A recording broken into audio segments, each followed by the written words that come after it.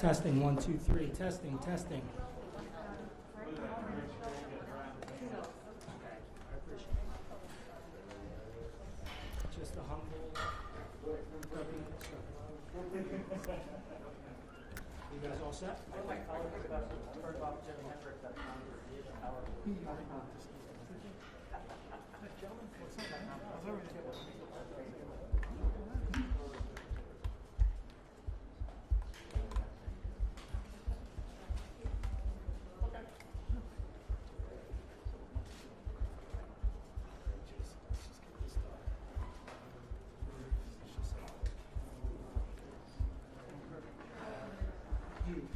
We'll make periodic announcements as things progress as far as her presentment. Otherwise, please make sure you follow social distancing rules. Please give Audrey your space, at least 6 to 8 feet. We'll make sure that you get the shot of her over by the courts, okay? Any word on being able to stay here to listen to it? Not yet, Okay. but I think that's a long way. I think it's a ways off. Nick, can I go live? Can I go live? Give it 5 minutes.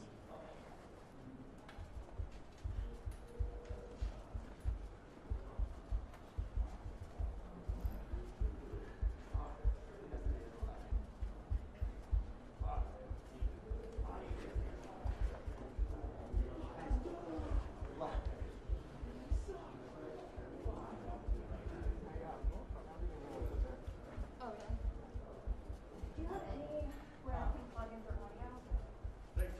In the back. That's okay, thanks.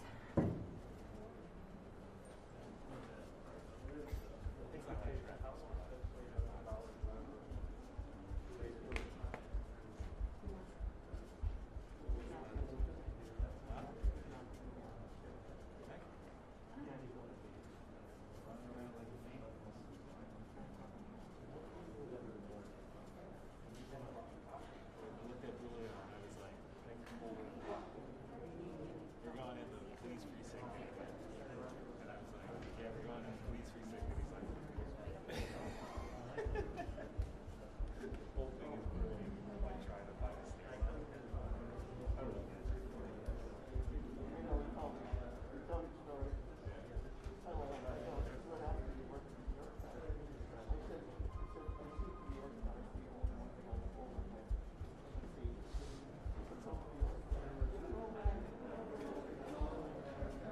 When we went up there, the protesters on the roof all was burning. They're like, what are you guys doing up there? And I looked at it and said, what are you guys doing? Because I had to go and find a latch. We had to climb up a ladder and this latch. And he had to kick everything over and crawl up on top. Usually Midwest. So wild. Yeah. Beginning, towards the beginning. Of course we're going in. This is the only time I'm going to be able to go into a burning police precinct in probably a lifetime. Would it be helpful to send out JPEGs of the visual? Does anybody want that digital copy of the visual? It was smoking. Yeah. I'll blast that. But like I said, Audrey's going to give you plenty of time to get the shot. If anybody doesn't get the shot of Audrey next to it, we'll have her come back out after her remarks. We want to make sure she gets the shot, but is safe. Nobody's on top of her.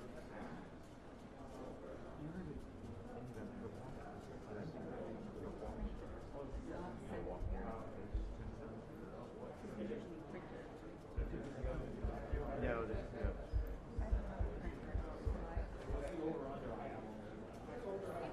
I can print it out in person.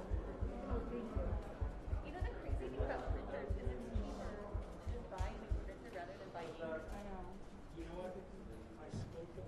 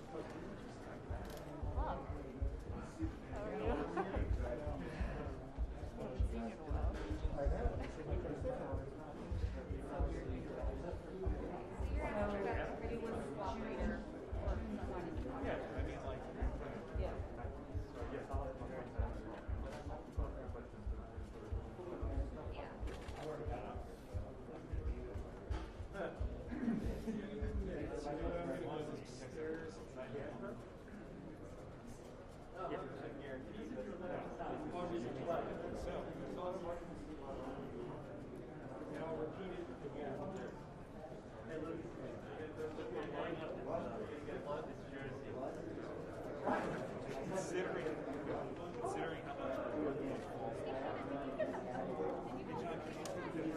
take Wednesday off, John. Now you gotta sign.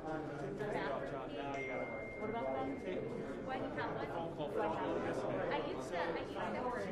Not my desk. Hey, we should put the string on it and hang it on a hook. The bathroom seat is like, I love that bathroom. It's almost getting to the point. Yeah, because no one goes there. Besides, like, Like that's the four of us. two female. A lot of it's Yeah. just like, So once we start, like staff. once we get the shots that she did in her hair, and get everybody's out here now.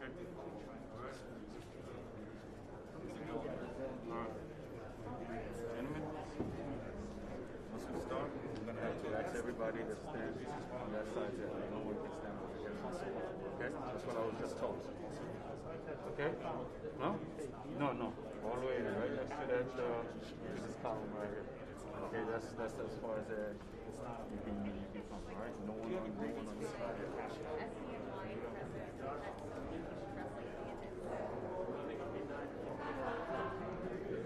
I know what it's like to be on the receiving end.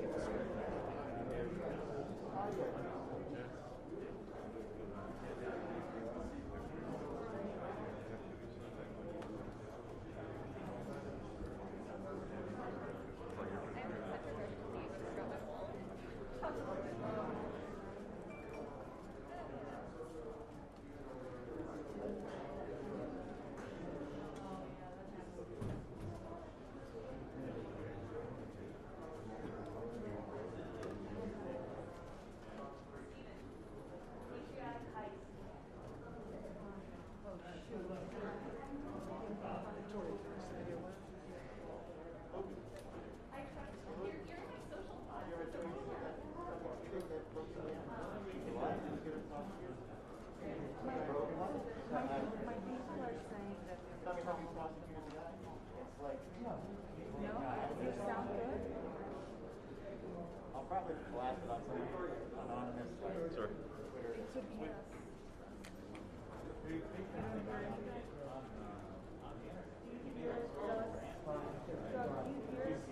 The buzz on your end or no? Doug? Oh, not when they talk. Okay, got it. So it's static or something. Got it. Thank you, sir. Yeah, he's fine. He's just like more of an asshole.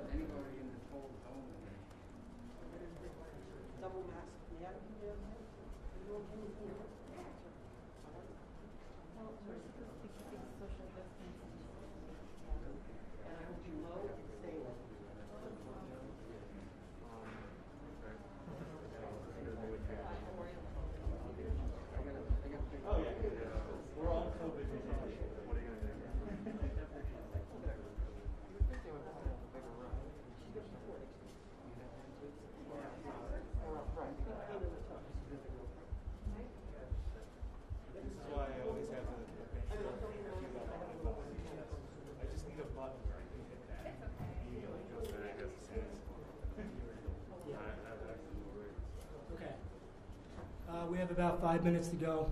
As I said, please respect the social distancing rules. Give Audrey her space. She'll give you plenty of time to get the shot. If not, get it later after the press conference. Just make sure you give her 6 to 8 feet. We'll update on presentments as things progress. No news right now.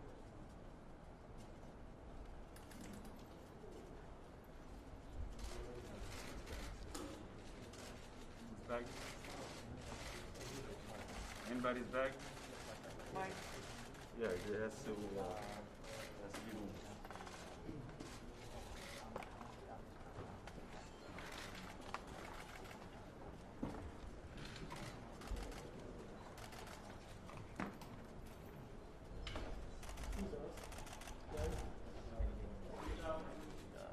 moved.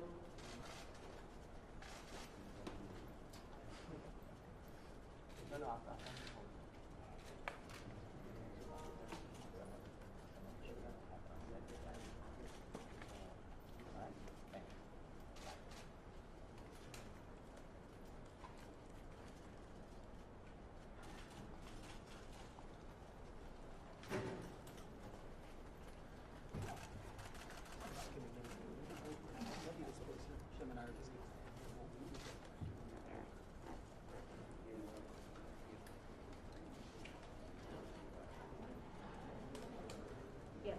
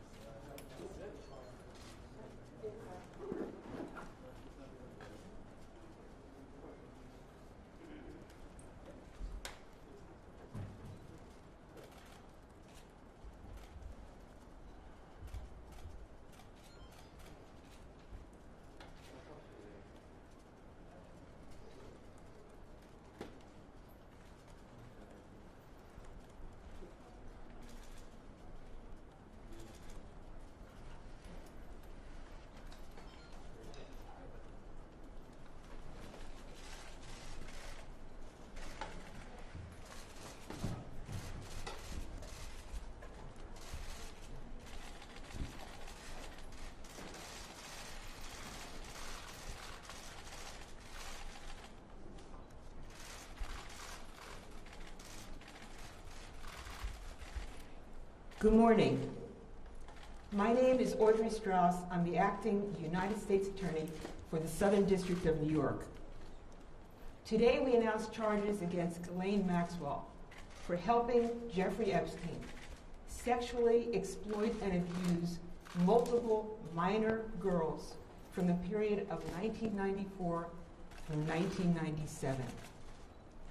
Maxwell has been taken into custody early this morning in New Hampshire and will be presented this afternoon before a magistrate judge in the District of New Hampshire. You'll recall that the indictment against Jeffrey Epstein that we filed in July of 2019 charged Epstein with sexual abuse of young girls from 2002 through 2005. This case against Ghislaine Maxwell is the prequel to the earlier case that we brought against Jeffrey Epstein. As alleged, starting in 1994 until at least 1997, Maxwell had a personal and professional relationship with Jeffrey Epstein.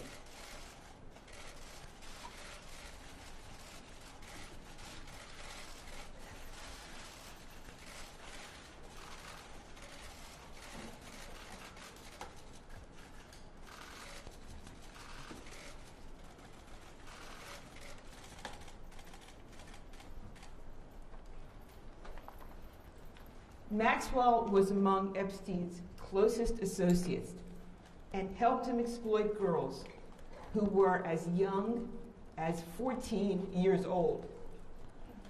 Maxwell played a critical role in helping Epstein to identify, befriend, and groom minor victims for abuse. In some cases, Maxwell participated in the abuse herself. As alleged, Maxwell and Epstein had a method. Typically, they would befriend these young girls by asking them questions about their lives, pretending to be taking an interest in them. They would take them to the movies and treat them to shopping trips. Maxwell would encourage these young girls to accept offers from Epstein to pay for their travel and their education, making these young victims feel indebted to Jeffrey Epstein. After developing a rapport with the victims, Maxwell then tried to normalize sexual abuse with a minor victim through a process known as grooming. For example, Maxwell would discuss sexual topics with the victim and undress in front of the victim, or be present for sex acts involving the minor victims and Epstein. Maxwell's presence as an adult woman helped put the victims at ease. As Maxwell and Epstein intended, this grooming process left the minor victims susceptible to sexual abuse. That abuse included sexualized massages during which the minor victim was fully or partially nude. These sexualized massages developed into sexual encounters for which Maxwell, in some instances, was present and participated. Maxwell and Epstein worked together to entice these minor victims to travel to Epstein's residences, depicted on the other chart at the front of the room. His residence in New York City, on the Upper East Side, as well as Palm Beach, Florida, and Santa Fe, New Mexico. Some of the acts of abuse also took place in Maxwell's residence in London, England. In addition to allegedly enabling and participating in the sexual abuse of young victims, Maxwell compounded her crimes by repeatedly lying in 2016 when she was questioned under oath. And we have charged those lies in 2 perjury counts. Maxwell lied because the truth, as alleged, was almost unspeakable. Maxwell enticed minor girls, got them to trust her, then delivered them into the trap that she and Epstein had set for them. She pretended to be a woman they could trust. All the while, she was setting them up to be sexually abused by Epstein, and in some cases, by Maxwell herself. Today, after many years, Ghislaine Maxwell finally stands charged for her role in these crimes. These charges we announced today are the latest result of our investigation into Epstein and the people around him who facilitated his abuse of minor victims. That investigation remains ongoing. My office and the FBI remain committed to doing all within our ability to bring justice to individuals who enabled, facilitated, and participated in the acts of abuse. Combating the exploitation of children is a priority of our office. We are committed to pursuing and prosecuting those who exploit and abuse minors, in this case, in every case. And to that end, I want to say to anyone who is watching or who hears about this prosecution, if you believe you are a victim of Jeffrey Epstein or Ghislaine Maxwell, or anyone else who helped them, regardless of when it occurred, or have information about the conduct alleged in the indictment unsealed today, please let us know. You can reach the FBI and have access to victim and witness services by calling us at 1-800-CALL-FBI. To my left is William Sweeney, the Assistant Director in charge of the FBI's field office. And also to my left is Commissioner Dermot Boucher and Chief of Detectives Rodney Harrison. I want to thank them and their teams for their dedication and professionalism in seeing this investigation through to the end. I also want to acknowledge and thank the career prosecutors of my office who are handling the investigation and prosecution of this case. Alex Ross Miller, Maureen Comey, and Allison Moe. I want to also thank their chiefs, Russell Capone and Edward Discant, the chiefs of the Public Corruption Unit.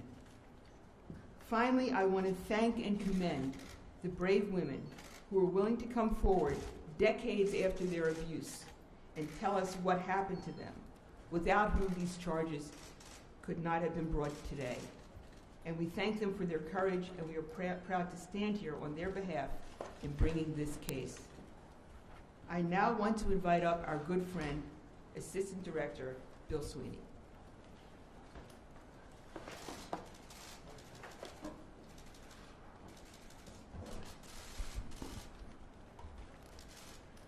Thank you, Audrey.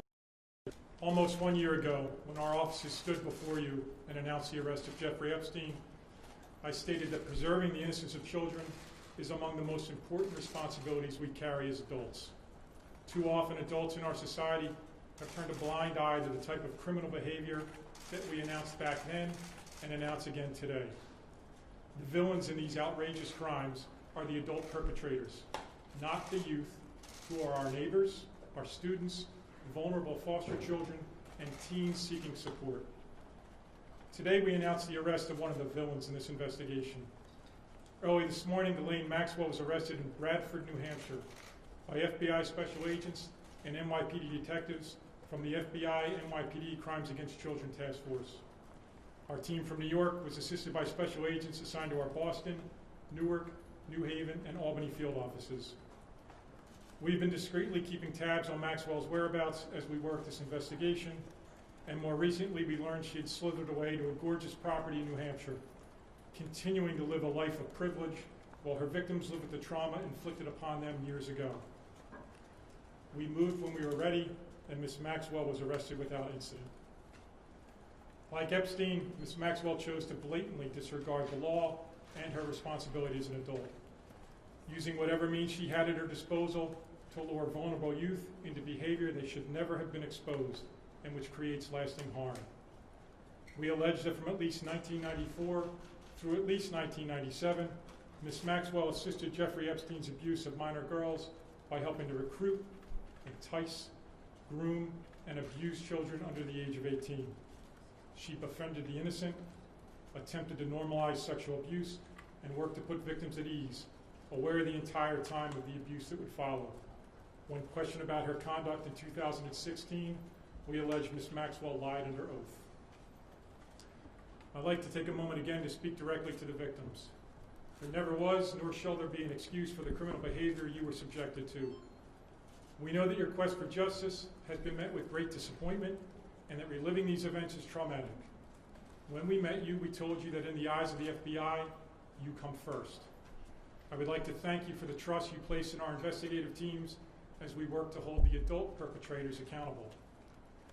For the many victims of other adult perpetrators who may be listening or get word of today's announcement, the example set by the women involved in this investigation has been a powerful one. They persevered against the rich and the connected, and they did so without a badge, a gun, or a subpoena, and they stood together. I have no doubt the bravery exhibited by the women in this investigation has empowered others to speak up about the crimes that they have been subjected to.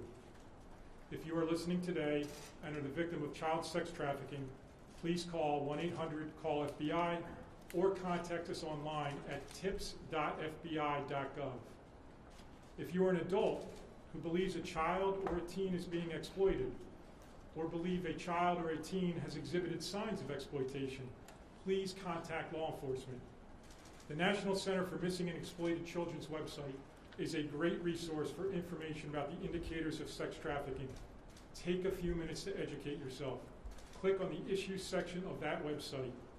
Take a moment to learn how to spot the vulnerable and protect them. The website is missingkids.org. Finally, I want to extend my sincere thanks to the task force in New York, the leadership and the prosecutors of the Southern District of New York. You have quietly and professionally executed your mission as public servants, advocating for the most vulnerable in society and holding perpetrators accountable regardless of their perceived wealth, connections, or the passage of time. Thank you for putting the victims first. I'm going to turn it over to Commissioner Shea.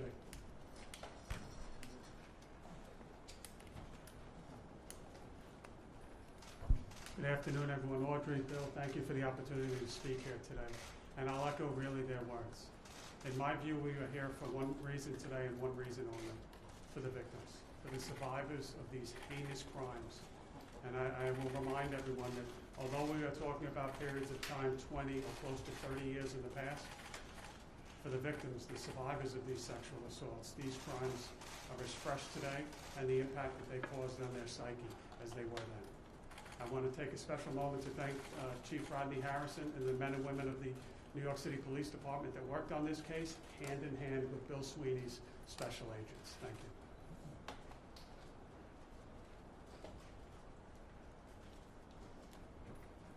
I'll take questions. We'll take questions.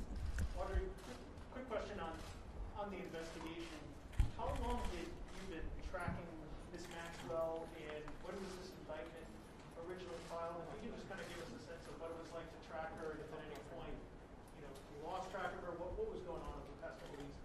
Well, I think that Bill Sweeney has given you a sense of that an eye was being kept and information was being collected, and then the indictment was just recently voted and filed, and that was when we were able and prepared to move to arrest her.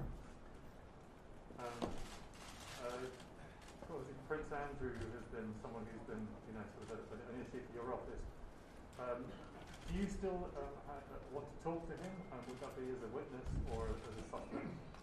I'm not going to comment on anyone's status in this investigation, but I will say that we would welcome Prince Andrew coming in to talk with us. We would like to have the benefit of his statement. So his advisors have said that you need to offer an olive branch in order to get things going again. Would you be prepared to do that? I have no further comment beyond what I just said, which is that our doors remain open, as we've previously said, and we would welcome him coming in and giving us an opportunity to hear his statement. Why now? Why a year after arresting Jeffrey Epstein? We were working hard on this investigation this past year. It's not easy to put together a case that goes back that far, but it was not, there's nothing other than we did the investigation and we were ready at this time to proceed. How long was she in New Hampshire for? I couldn't hear you. How long had she been in New Hampshire? I'm not going to comment on that. I'm not going to comment on that. Where you ultimately arrested her? Was that her home? Was it someone else's home? And that too, I will not comment on. That's where we found her this morning. In making the decision to charge, you reach back to an era in the mid-90s. Is there any physical evidence, or is it merely the word of the women, the unnamed victims that are mentioned in the court? Again, I won't comment beyond the scope of the indictment. You can read the indictment and see the kind of allegations we made, and therefore the evidence that we will bring forward to prove those you can kind of figure out. But I'm not going to comment on the specific evidence in the case. That would be seen in the event that she goes to trial. Audrey, in the original indictment against Epstein, there were allegations from the 2000s. This predates that. Can you speak to why there's not overlap between those two? That I cannot speak to. You just see one indictment covers one period and the other covers the other, and whatever is not said is not something I can speak to. It's beyond the four corners of the indictment. Did the firing of Jeffrey Epstein affect at all the timing of this arrest? Not at all. Not at all. Audrey, will your office be seeking to have Ms. Maxwell jailed before trial? And if so, will there be any particular arrangements made to ensure her safety? We will be seeking detention, and we are sensitive to that concern, and certainly will be in dialogue with the Bureau of Prisons about it. Last question. The perjury charges, do you think that will undermine her ability to use her testimony against co-conspirators, i.e. if she were willing to testify against others, doesn't that undermine that? What's your thinking on that? This sometimes happens where there are perjury charges, and people can go on from there and become cooperators, if that's what you're asking. So I'm not concerned about that in the event that she were to become a cooperator, I think that we can deal with that. Audrey, had you tracked her to other locations besides New Hampshire? That's it. Thank you, everybody. Has she been tracked to other locations besides New Yeah, Hampshire? I'm not going to speak to that. We're not going to talk about that. Thank you. Thank you.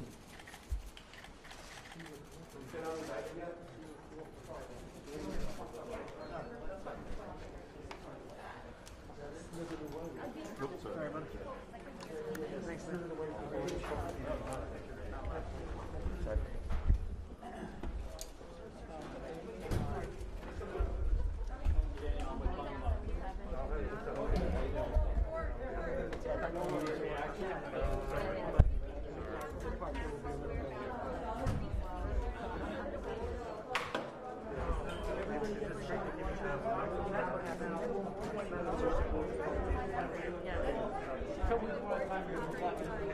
Yeah.